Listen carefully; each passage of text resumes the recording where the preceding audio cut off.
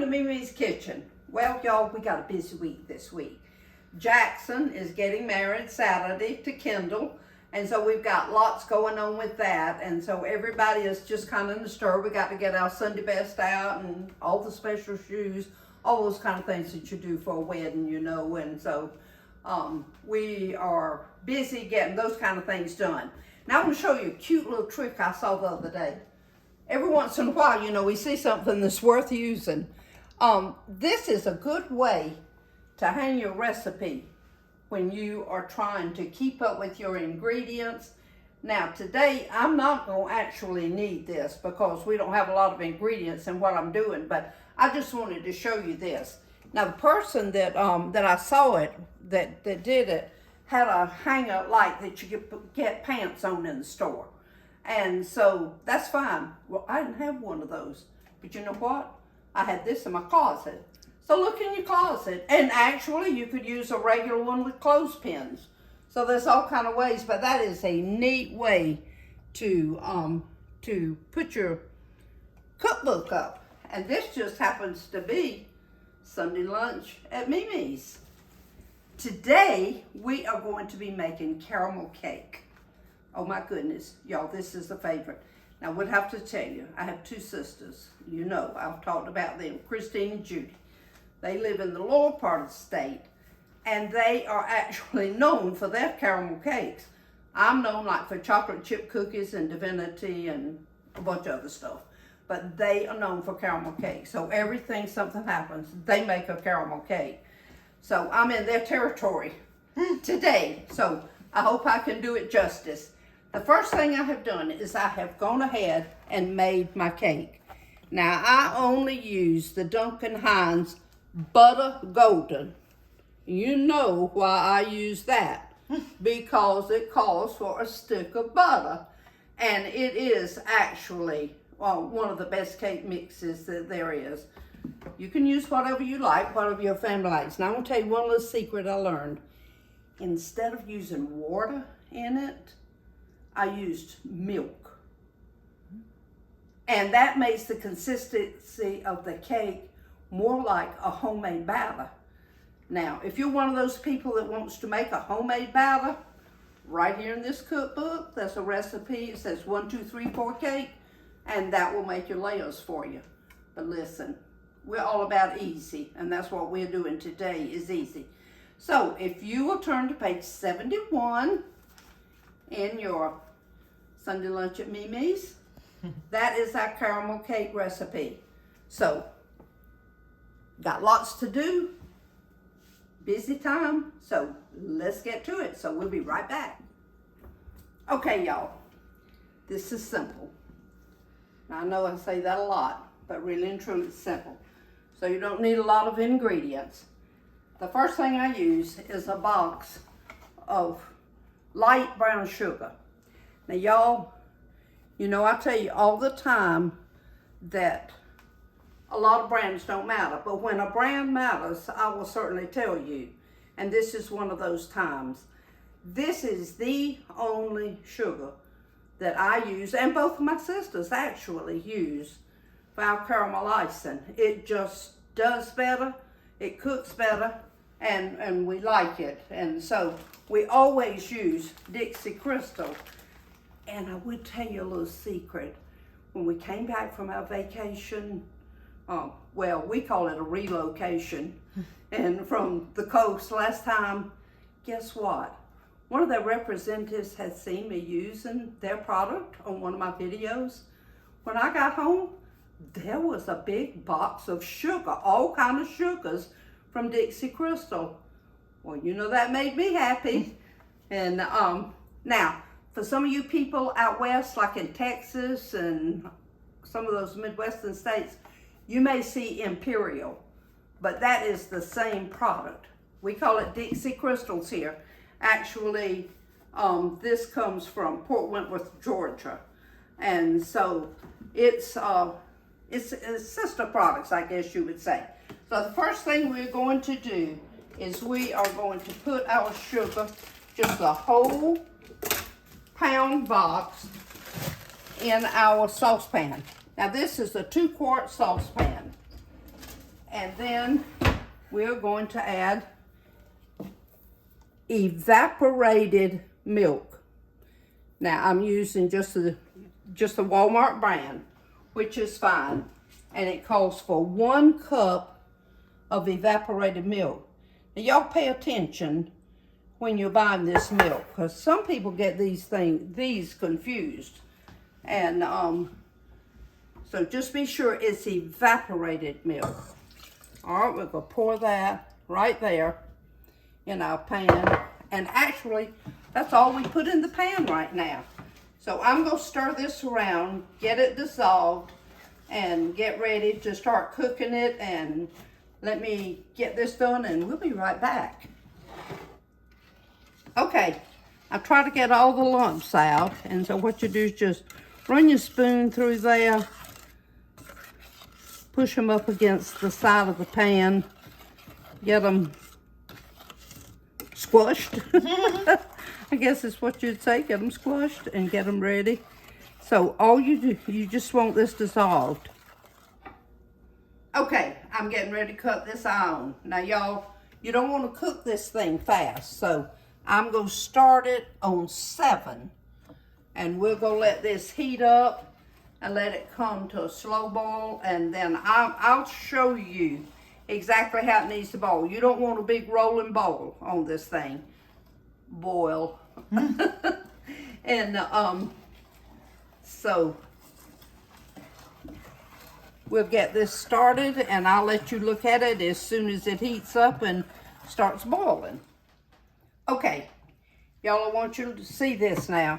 Now, when you look in here, this kind of looks like it's curdled. You see what that looks like? Well, that's okay.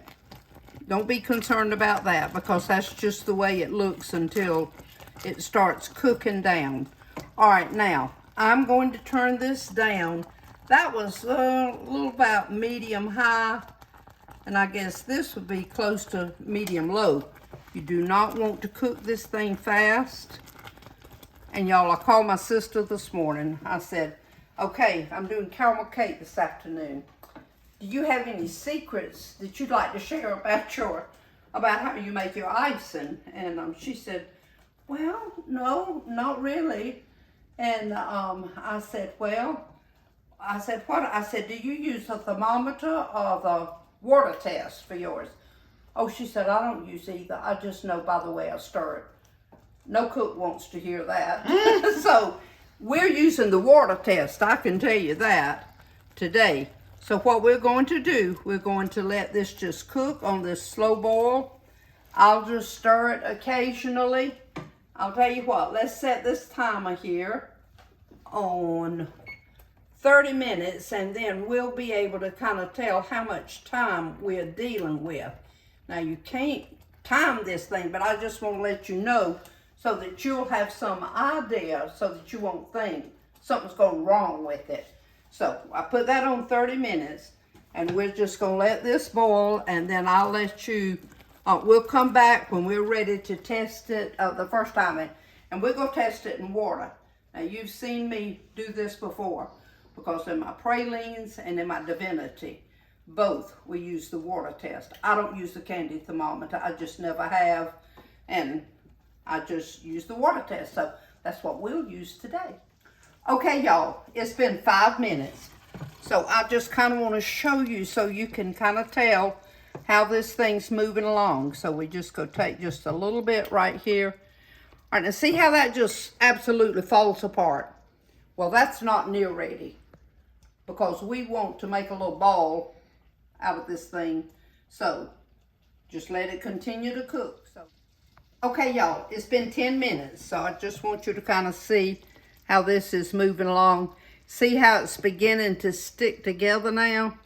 But see, when you move it, it doesn't stay together. It's still, if you feel it in there, it's just kind of still grainy like. So we still got a little bit to go, so we'll be right back. Okay, y'all.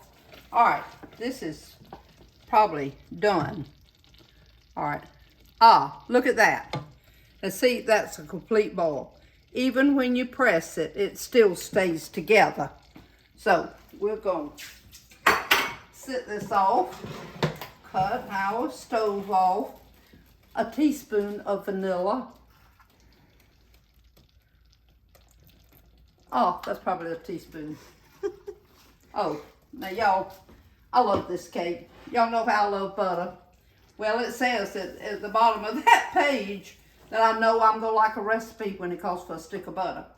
Well, this, we get 2 sticks of butter. 1 stick went in that cake over there, and now 1 stick is going in this icing. So, all right. This is salted butter, by the way. I know you're gonna ask. All right, now what we're gonna do, we just go put that in there, and we are going to let it melt completely before we stir it at all.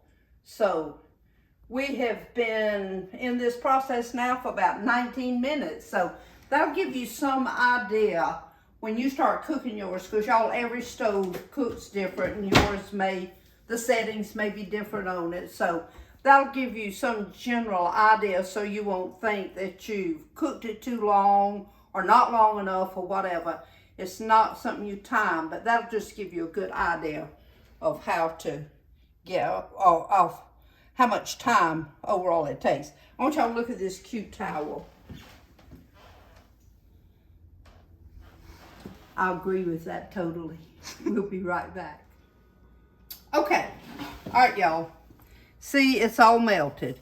Now, when you start working with this, work slowly, because if you don't, all of that will splash out all over you, and you'll get you a butter bath. Okay, y'all, got it all stirred in there. Try not to splash any on KK. All right, now, I'm gonna set this timer again on 30 minutes. Because y'all, at this point, what you do, you take a wooden spoon, and we are just going to hand beat this, and you want it until it's smooth. And this is probably gonna take a good 10 minutes or so. So we'll start beating this, and we'll just check along and let you see what the progress is. Okay, y'all, I don't know how many of you are old enough to remember that you used to have an ice cream churn, and it was a manual ice cream churn. Of course, everybody now uses an electric one. Well, everybody took turns churning the ice cream, turning it. Well, you can let everybody take turns stirring this icing. Now, you want it to get thick, and I believe ours is just about right. So it's been 5 minutes that we've been beating this. This gives your arm a good workout. Now, if it gets too thick, I'm going to tell you, you can put just a little bit of cream in it, and you'll be able to tell when you start putting it on your cake. So let's see here.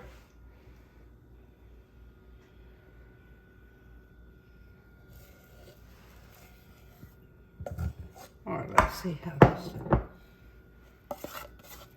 That got it good and thick.